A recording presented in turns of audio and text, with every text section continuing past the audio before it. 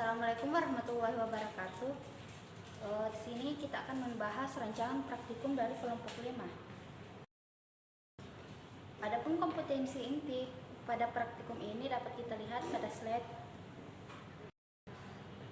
Kemudian kompetensi dasar ialah membuat karya yang menerapkan prinsip pemantulan atau pembiasan pada cermin dan lensa. Kemudian adapun tujuan praktikum terbagi 3, yaitu tujuan kognitif, tujuan afektif, dan tujuan psikomotorik. Dan tujuannya dapat kita lihat juga pada slide. Kemudian adapun rumusan masalah ialah bagaimana menerapkan pembiasan cahaya pada karya loop sederhana. Kemudian hipotesisnya adalah bayangan yang akan dihasilkan bersifat tegak, maya, dan diperbesar. Dan rumusan masalah dan juga hipotesis ini diisi oleh peserta didik. Adapun variabel praktikum, yang pertama variabel kontrol yaitu sudut sinar datang, dan yang kedua variabel manipulasi yaitu medium cahaya, dan yang ketiga variabel respon yaitu perbesaran bayangan diisi oleh peserta didik. Alat dan bahan, yang pertama kantong plastik 3 buah dengan ukuran yang berbeda, dan yang kedua karet gelang 3 buah, yang ketiga air secukupnya, dan yang keempat kertas dengan tulisan kecil.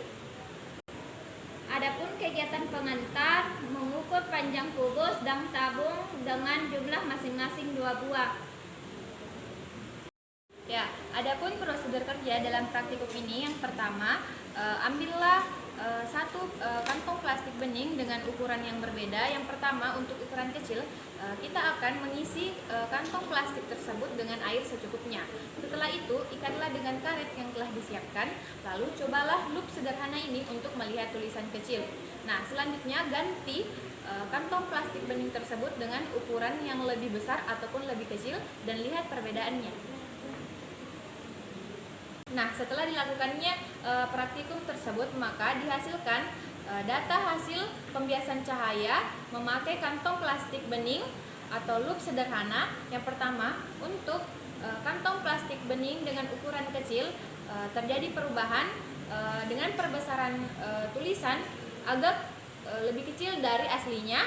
Lalu untuk kantong yang lebih besar juga akan terjadi perubahan, dan walaupun perubahannya tidak terlalu besar dari yang sebelumnya. Lalu untuk kantong plastik yang besar akan terjadi perubahan dengan perbesaran tulisan yang lebih besar dari sebelumnya. Untuk analisis datanya, yang pertama kami dari pendidik akan menyajikan pertanyaan untuk peserta didik. Yang pertama, apa yang menyebabkan berubahnya ukuran tulisan ketika kita memakai kantong plastik bening sebagai loop sederhana untuk melihat tulisan tersebut? Yang kedua, jelaskan mengapa tulisan yang dilihat berbeda-beda ukurannya untuk setiap kantong plastik tersebut. Yang ketiga, apa prinsip kerja dari pembiasan cahaya dalam karya atau proyek loop sederhana ini? Yang terakhir, yaitu bagaimana sifat pembiasan terkait loop sederhana yang telah digunakan tadi. Terakhir, yaitu kesimpulan yang diisi oleh peserta didik terkait proyek yang telah dilakukan tadi terkait loop sederhana.